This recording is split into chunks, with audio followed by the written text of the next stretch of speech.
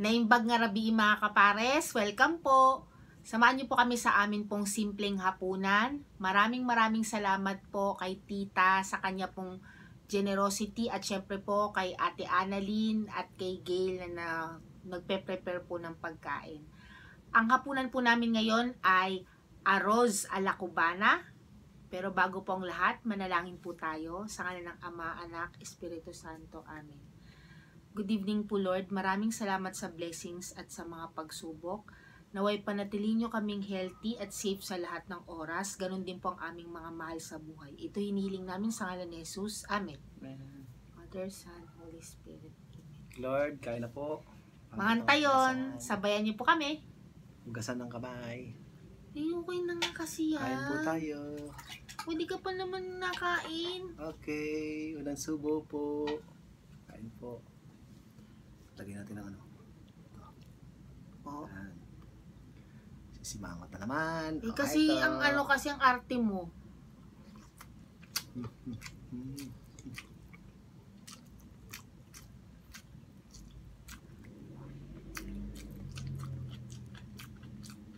Mga kapares, ang arroz a la cubana po pala ay Cuban style rice, pero ito po ay Spanish inspired na dish. Yan po. Comfort food po ito ng mga Spanish. Yun po.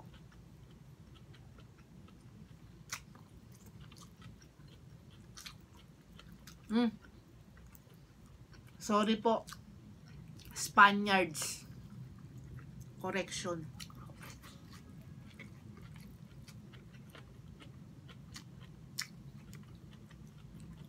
Meron po tayo ditong giniling na ginisa.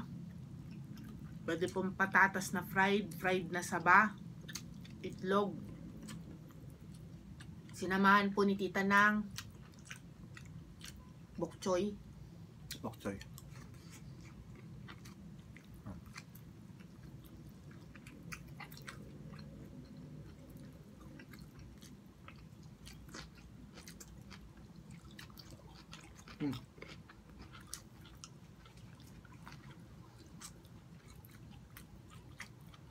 Yung pasas. Yung iba po niyan, nilalagyan pa nila ng tomato sauce. Pero yung original po niyan, dito sa Pilipinas, kasi tayo may sarili ng version niyan eh. Yan. Giniling.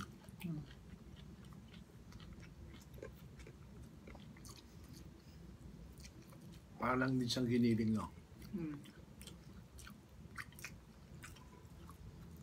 Kamay na tayo. Mas masarap ang kamay.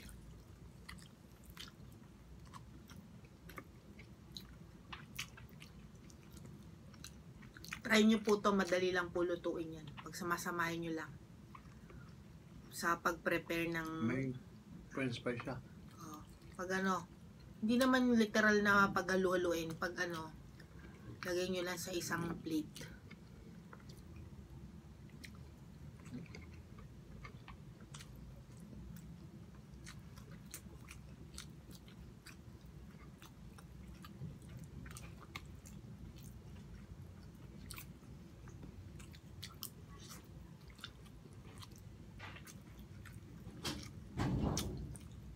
Sarap.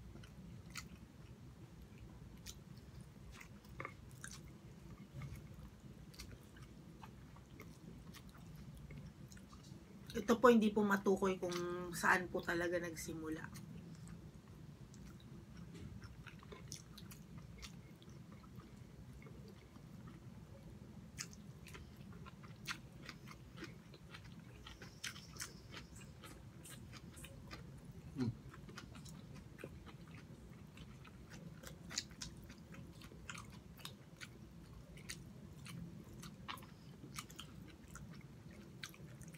Sa mga hindi pa po naghahaponan dyan, sabay na po kayo. Kain po.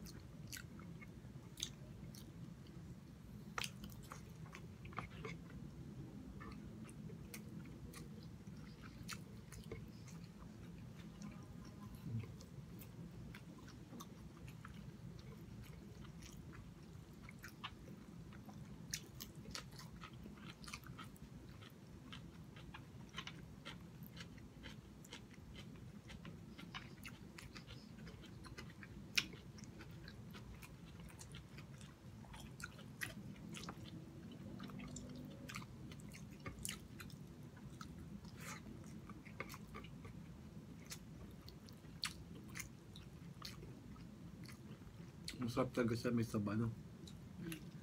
Partner yan.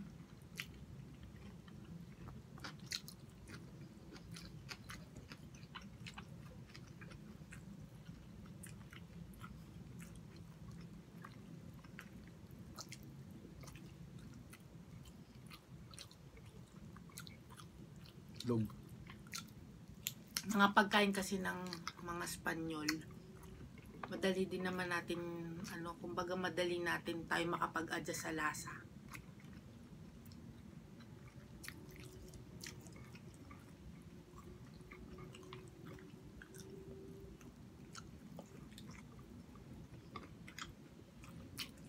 Sarap.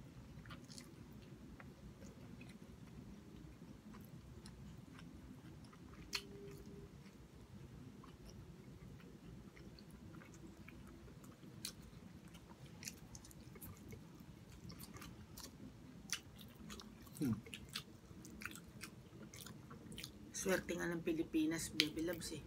Kasi tayo, ang dami nating pagkain na galing sa impluensya ng ibang bansa. No? Ganon. Diba, meron ditong Espanyol, merong Hapon, merong Amerikano, diba?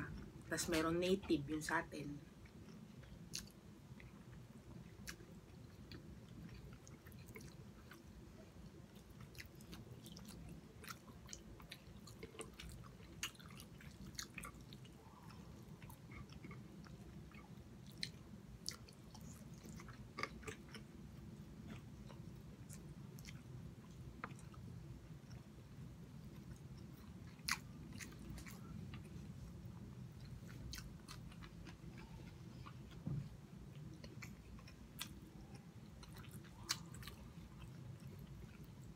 May kagat to.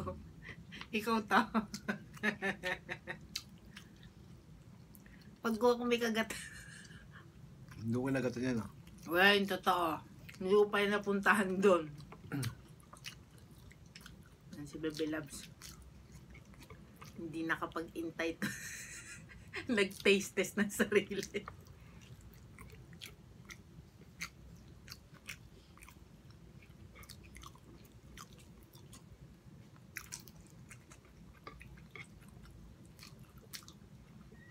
Sarap.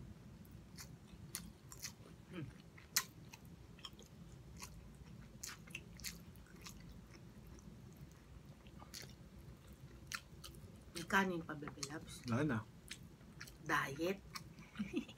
Sakto lang niluluto ko para huwag tayo masyado magkain sa gabi.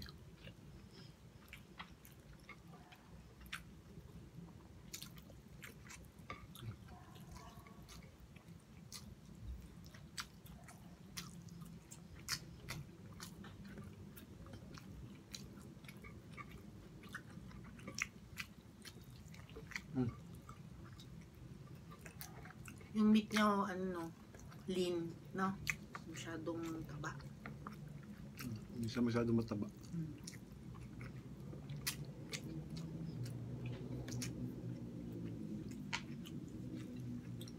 Sarap. Puro sarap ah. Sarap, sarap.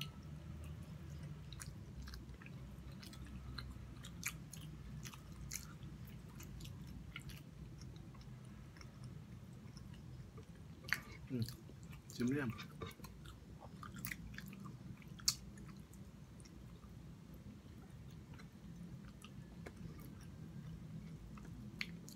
Ikaw na kumain yan, ha? Simple yan.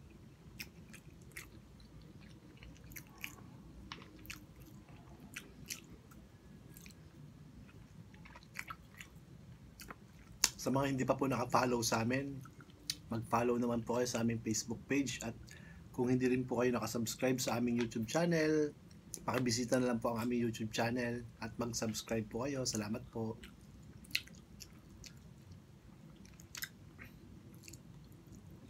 Yun, sarap.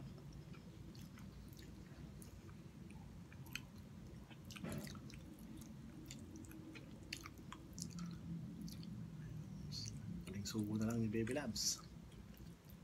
Talaga namang nag-enjoy ako sa hapunan po namin na pinadala po sa amin ni Tita. Salamat po. Tita po kasi gusto niya laging healthy yung pagkain nila.